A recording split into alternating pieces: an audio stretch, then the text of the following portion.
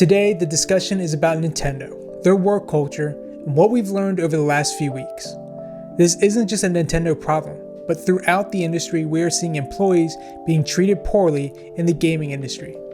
And it's sad to see the products that we love and cherish are being created within a hostile environment.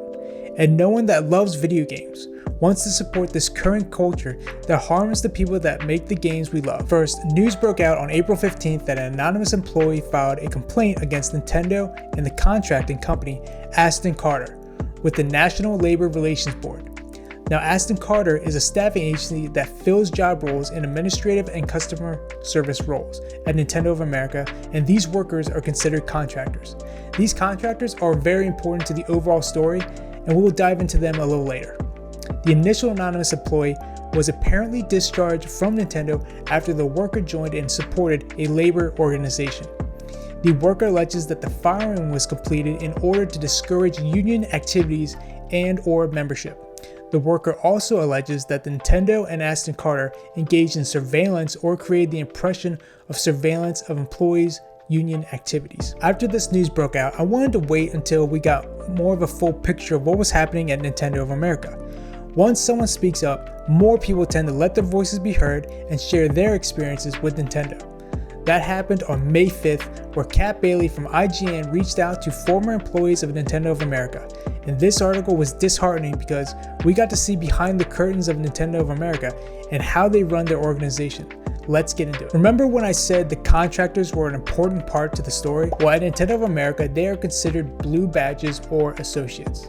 They are not full-time employees at NOA. The full-time employees wear red badges on the NOA campus and are given full benefits, access to events and activities, holiday bonuses, and holiday parties. The contractors are excluded from these events and can only attend these events if they're invited by a red badge employee. They are discouraged from using facilities like Cafe Mario, strict attendance schedules where they can't miss more than 3 days of work, and they couldn't even use the bathroom without people noticing that they left their desk. These contractors are seen as second-class citizens, and due to these badges, it created a rift between red badges and blue badges. Blue badges feel as if they don't even have a future with Nintendo of America. So if it's so bad, why would anyone want to work there?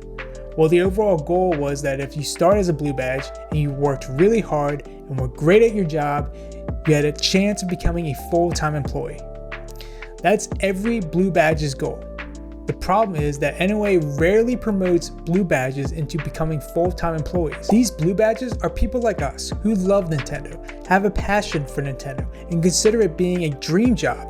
But Nintendo exploits that passion because there's a line out the door that will replace you if you show any dissatisfaction with the job. In Kat Bailey's article, she interviewed a blue badge employee named Jen and discussed her overall experience at Nintendo of America. Jen said, "Toward the end, I was managing a team of 13 people during a product launch, acting as a chat lead, publishing knowledge-based articles for the Wii, Wii U, and Switch, and I was wondering, why am I not a red badge?" They kept her there with the dangling possibility that one day you can become a red badge.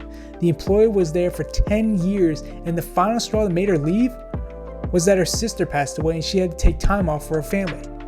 And then she finally received an interview for a management position and was turned down because she took too much time off for her family. This is so hard to hear because I love Nintendo and I have so many great memories with them through all the games I've played as a child and an adult. And this problem isn't just for the contractors, but also a problem for their full-time employees. NOA is not hiring localization writers, and it's estimated that the demand for localization writers has nearly doubled.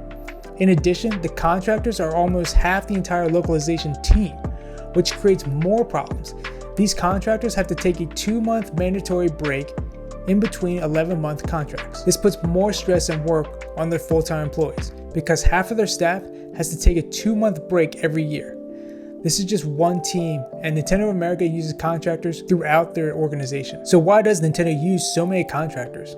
Well, it's because it's a way for them to cut costs. For contractors, they don't have to comply with minimum wage laws, overtime laws, worker compensation insurance if someone gets hurt. They're exempt from California's unemployment insurance, and they don't have to pay any payroll taxes for contract employees. This sucks that Nintendo decided to cut costs and it's hurting their entire organization, their culture, and the entire games industry. They used to be known for being a beacon in the games industry, treating their employees well, and they do.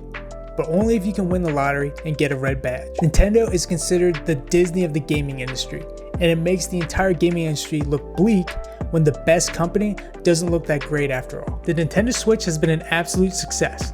Last Nintendo News segment, we talked about how they're forecasted to sell another 20 million Switches, and that their mobile games revenue is hitting $1.8 billion. Nintendo's revenues have been increasing dramatically since 2017. So the question is, why do they need to keep cutting costs and not hire any new full-time employees? It's sad to see, and we will continue to get more info when the National Labor Relations Board does their own investigation on Nintendo. Hopefully Nintendo can turn it around and be better. And if not, we need to pressure them to be better. Hey, let me know your thoughts on the whole situation about Nintendo in the comments below. Cat Baileys' full article is linked in the description below too.